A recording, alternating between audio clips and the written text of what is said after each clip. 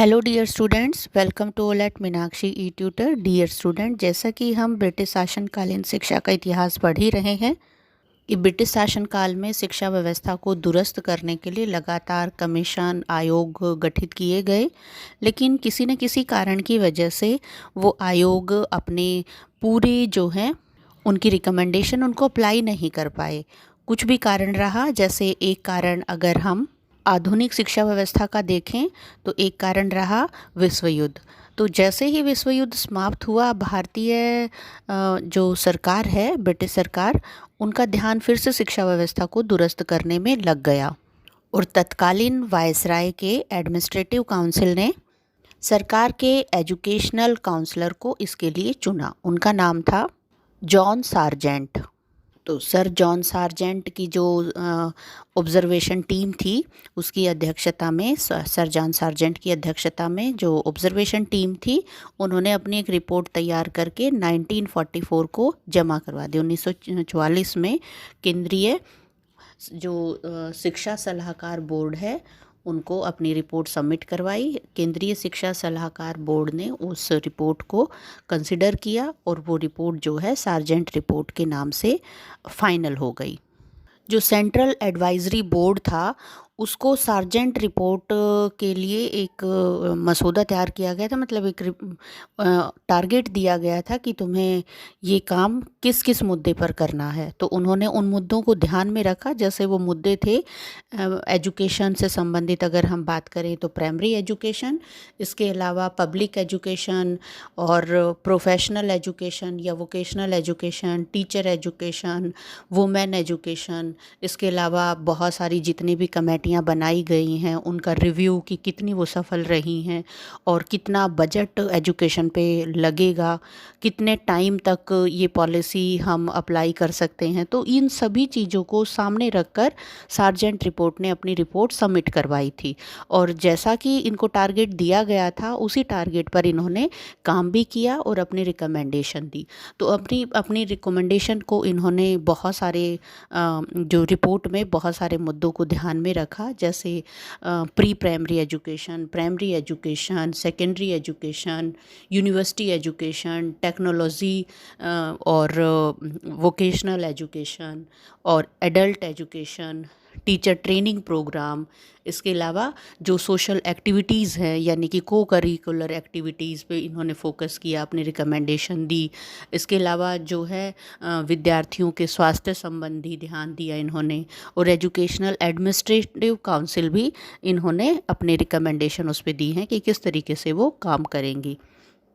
तो अब हम चर्चा करेंगे कि अपनी रिकमेंडेशन में इन्होंने क्या क्या कहा है। तो प्री प्राइमरी एजुकेशन की अगर हम बात करें तो उसके बारे में इन्होंने कहा है कि नर्सरी स्कूल खोले जाने चाहिए जिसमें 3 से लेकर 6 वर्ष तक की बच्चों को एडमिशन देना चाहिए और निःशुल्क शिक्षा की व्यवस्था होनी चाहिए।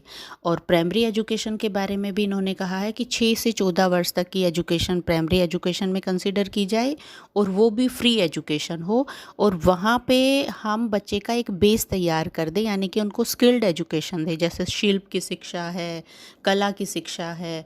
तो और शिक्षा का जो माध्यम है वो मातृभाषा इन्होंने कहा है और अंग्रेजी एक विषय के रूप में पढ़ाया जाए, लेकिन शिक्षा का माध्यम क्या रहे, मातृभाषा ही रहे। अब माध्यमिक शिक्षा की अगर हम बात करते हैं तो माध्यमिक शिक्षा का जो टाइम पीरियड है वो 6 वर्ष से लेके और 11 से 17 वर्ष तक की आयु का होना चाहिए और उन्हीं छात्रों को एडमिशन माध्यमिक शिक्षा में देना है जिनके अंदर कुछ एटीट्यूड्स है, जिनके अंदर कुछ अभियोग्यता है या एप्टीट्यूड है, इंटरेस्ट है या हाई क्वालिटी लेवल है या पोटेंशियल लेवल है, जो कर सकते हैं आगे की एजुकेशन। अदरवाइज़ उनको शिल्प की शिक्षा देके और डायरेक्शन उनकी चेंज कर देनी है। इसके अलावा इन्होंने कहा कि जो स्कूल छोड़ने वाले विद्यार्थी हैं उन्हें रोजगार की तरफ मोल्ड किया जाए, उन्हें स्कूल छोड़ने का ऑप्शन ना दिया जाए कि भाई बच्चा स्कूल में एडमिशन तो ले लेकिन स्कूल छोड़ दे। जैसे इससे पहले हमने जो रिपोर्ट पढ़ी थी उन्होंने भी यही रिकमेंडेशन दी थी अपनी, तो उसी रिकमेंडेशन को इन्होंने भी स्वीकार कर लिया है। और यूनिवर्सिटी लेवल का इन्होंने कहा कि 3 साल का डिग्री कोर्स होना चाहिए और 12वीं क्लास जो है वो यूनिवर्सिटी से जोड़नी चाहिए और 11वीं क्लास स्कूल से जोड़नी चाहिए। प्रवेश के नियमों के बारे में इन्होंने कहा कि 15 विद्यार्थियों में से केवल एक विद्यार्थी को ही यूनिवर्सिटी में एडमिशन लेने का ऑप्शन देना चाहिए, यानी कि थोड़ी सी एक डिफ़िकल्ट लेवल का एग्ज़ाम रखें ताकि बच्चा उसको पास करे और फिर वो यूनिवर्सिटी लेवल की एजुकेशन में एडमिशन ले सके। वहाँ के लिए टीचर्स जो हैं वो अच्छे होने चाहिए, एजुकेटेड होने चाहिए और उनका एक क्राइटेरिया रखें। इसके अलावा इन्होंने कहा यूजीसी को भी इस्टेब्लिश किया जाए, विश्वविद्यालय अनुदान आयोग को भी इस्टेब्लिश किया जाए। और इस काम को अगर हम ऑब्ज़र्व करें तो 1945 में विश्वविद्यालय अनुदान आयोग की स्थापना हो भी चुकी थी।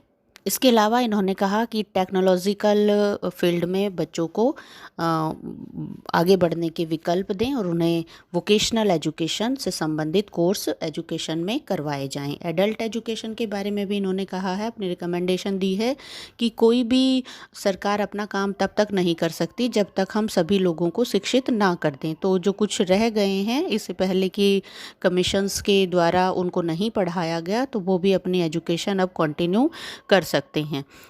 नेक्स्ट पॉइंट क्या है, रिपोर्ट में टीचर ट्रेनिंग प्रोग्राम को कंटिन्यू रखने की बात कही गई है और योग्य शिक्षकों को वहाँ पे तैयार करने की डिमांड रखी गई है, रिकमेंडेशन दी गई है। इन्होंने कहा कि जो भी ट्रेनिंग इंस्टीट्यूशन है वहाँ पे फ्री उनको ट्रेनिंग दी जानी चाहिए ताकि क्वालिटी से समझौता ना हो और कोई भी जो निर्धन है, गरीब है और ट्रेनिंग लेना चाहता है तो उसको सहायता भी दी जानी चाहिए, फाइनेंशियल कुछ हेल्प भी की जानी चाहिए। इसके अलावा जो को करिकुलर एक्टिविटीज़ है उसके लिए इन्होंने कहा है कि हमें करिकुलम में कुछ इस तरह की एक्टिविटी को भी इन्वॉल्व करना चाहिए जिससे बच्चा सोशल लेवल पे इन्वॉल्वमेंट ले सके और सोशल लेवल पे एजुकेशन को सीख सके। यानी कि बच्चा जो है अगर इस तरह की गतिविधियों में भाग लेगा तो उसके अंदर क्रिएटिविटी, लॉजिकल एबिलिटी क्रिएट होगी और वो क्वालिटी एजुकेशन से जुड़ेगा। और बच्चों के स्वास्थ्य से संबंधित इन्होंने अपनी रिकमेंडेशन दी है कि स्वास्थ्य शिक्षा अनिवार्य रूप से पढ़ाई जानी चाहिए।